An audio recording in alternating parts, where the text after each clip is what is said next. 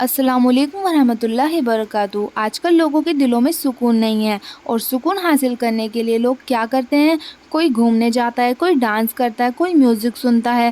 تو سکون حاصل کرنے کے لیے لوگ طرح طرح کے طریقے اپناتے ہیں، لیکن آپ کو بتا دیں کہ ان چیزوں کو کرنے سے سکون حاصل نہیں ہوتا ہے۔ یہ چیزیں آپ کو صرف کچھ پل کے لیے آرام دے سکتی ہیں، لیکن جو دلی سکون ہوتا ہے وہ ان میں حاصل نہیں ہو سکتا۔ آپ دیکھتے بھی ہوں گے کہ بہت لوگ ایسے بھی ہیں جن کے پاس بہت پیسہ ہے، ساری عیش و آرام کی چیزیں ہیں، لیکن پھر بھی لوگ پریشان رہتے ہیں، کیونکہ جن چیزوں میں سکون ملتا ہے وہ کام ہم کرتے ہی نہیں ہیں، بس دنیا داری کے پیچھے بھاگتے ہیں۔ قرآن مجید میں اللہ تعالیٰ فرماتا ہے، الا بذکر اللہ تطمئن القلوب، فرمایا خبردار ہو جاؤ، اللہ کے ذکر میں ہی دلوں کا اطمینان ہے، اللہ کے ذکر میں دلوں کا چین ہے۔ لوگ بہت سارا مال، بہت ساری دولت ہونے کے باوجود بھی بے سکون ہیں۔ جس چیز نے زمانے کو تکلیف میں مبتلا کر دیا ہے، اور جو چیز ڈھونڈنے سے بھی نہیں ملتی، وہ اطمینان ہے۔ لوگ چاہتے ہیں کہ کہیں سے سکون مل جائے، لیکن سب کچھ ہونے کے باوجود، پڑھے لکھے ہونے کے باوجود بھی زندگی میں سکون نہیں ہے، اور ان لوگوں کی راتیں جاگ کر گزرتی ہیں،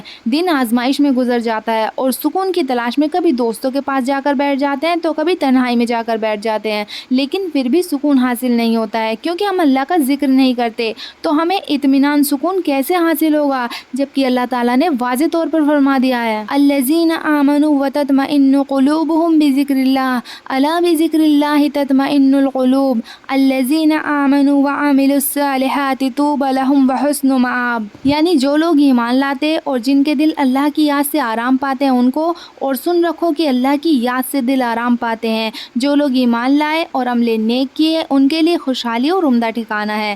صحیح بخاری حدیث نمبر 6407۔ نبی کریم صلی اللہ علیہ وسلم نے فرمایا، اس شخص کی مثال جو اپنے رب کو یاد کرتا ہے اور اس شخص کی مثال جو اپنے رب کو یاد نہیں کرتا، زندہ اور مردہ جیسی ہے۔ لوگوں سے عزتیں تلاش کرنا بند کر دو، کیونکہ لوگ کل اچھا کہیں گے اور پرسوں برا کہنا شروع کر دیں گے۔ لوگوں کی گڈ بکس میں رہنا بند کر دو، اللہ کی گڈ بکس میں آنے کی کوشش کرو۔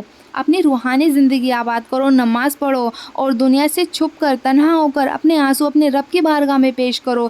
ترمذی کی حدیث ہے، نبی کریم صلی اللہ علیہ وسلم نے ارشاد فرمایا، اپنے دکھ لوگوں کے سامنے نہ بیان کرنا، سیٹھ و نوابوں کو نہ بتاتے پھرنا، دنیا داروں کے سامنے جا کے نہ رونا میں تکلیف میں ہوں۔ فرمایا، اگر دنیا داروں کو دکھ بتاؤ گے، رب تمہیں کبھی غنی نہیں کرے گا، اور لوگ ہیں کہ الٹا مذاق اڑائیں گے۔ لوگوں کے تعلقات آپ کے ساتھ تب تک ہیں جب تک آپ ان سے کوئی ضرورت وابستہ نہیں کرتے۔